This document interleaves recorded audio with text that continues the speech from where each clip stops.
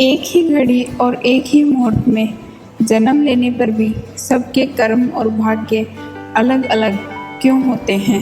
एक बार यह प्रश्न एक राजा के मन में आया और उसने कुछ विद्वान ज्योतिषियों और महात्माओं की सभा बुलाई और उन सब से पूछा, मेरी जन्म पत्रिका के आधार पर मेरा राजा बनने का योग था और मैं राजा बन गया, लेकिन उसी समय और उसी मुहूर्त में बहुत से लोगों ने जन्म लिया होगा परंतु वो राजा नहीं बन सके। इसका क्या कारण है? राजा के इस प्रश्न से सब सोच में पड़ गए। कुछ समय के लिए सन्नाटा छा गया।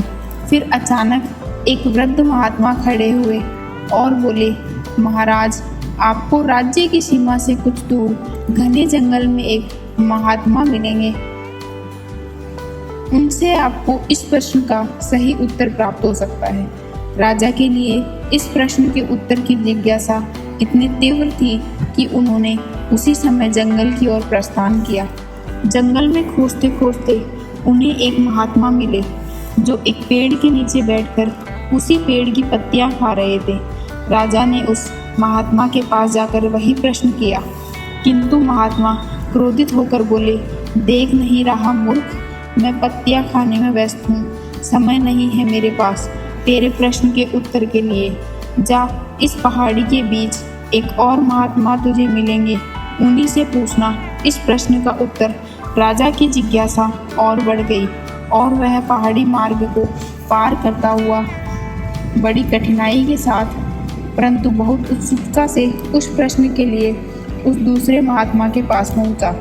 राजा ने देखा वह महात्मा भी बड़ी ही तन्मयता के साथ मिट्टी खा रहे थे।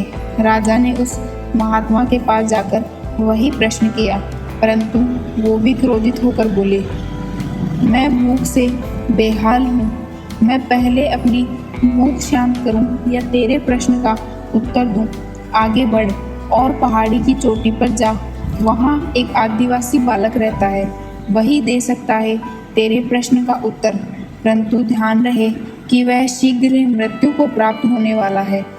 राजा की उत्सुकता अब बेचैनी में बदल गई। चोटी पर स्थित आदिवासी गांव में पहुंच गया। राजा ने करबद्ध होकर उस बालक के सामने अपना प्रश्न रखा तो पहले तो वह बालक हंसने लगा। फिर उसने राजा से कहा, मेरे पास भी समय नहीं है, मेरी मृत्यु होने वाली है, परंतु सुनो राजन, अपने प्रश्न का उत्तर। मैं, तुम और वो दो महात्मा जो तुम्हें पहाड़ी मार्ग पर मिले थे, हम चारों कई जन्मों पहले भाई भाई थे। हम राजकुमार थे।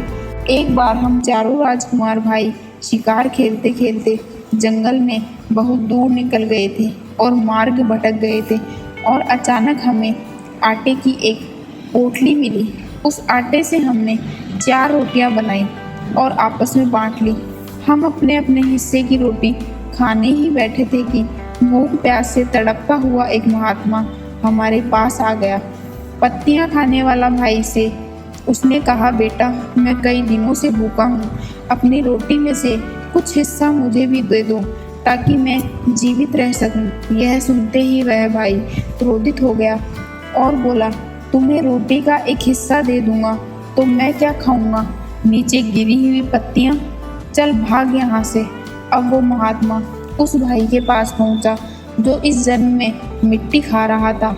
उन्होंने उस भाई से भी याचना की, अपनी रोटी का कुछ भाग उन्हें दे दे, पर वह भी बहुत क्रोधित हो गया और चिल्लाकर बोला, बड़ी ही कठिनाई से मिली है यह रोटी, तुझे दे दूंगा तो मैं क्या खाऊंगा, जंगल की यह मिट्टी। उसने भी उस महात्मा को वहां से भगा दिया।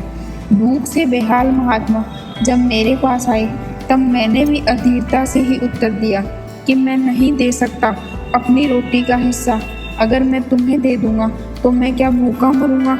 जाओ आगे बढ़ो। और अंतिम आशा के लिए वो महात्मा आपके पास भी आए और आपने बड़े आदर और प्यार के साथ अपनी रोटी का आधा हिस्सा उन्हें दे दिया।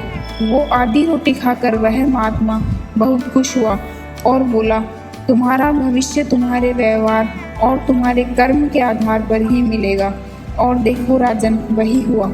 इस जन्म में हम चारों भाइयों का जन्म एक ही घड़ी और एक ही मुहूर्त में हुआ, लेकिन हम वैसा ही फल भोग रहे हैं जैसा हमने कई जन्मों पहले व्यवहार और कर्म किया था। राजन, हम बबूल का पेड़ लगाकर आम की आशा नहीं कर सकते। इंसान किसी भी घड़ी किसी भी मुहूर्त में जन्म ले, परंतु उसके कर्म और व्यवहार उसके साथ साथ सदैव चलते हैं। फिर मिलेंगे दोस्तों अगली वीडियो के साथ। तब तक के लिए अपना ख्याल रखना और हमेशा मुस्कुराते रहना।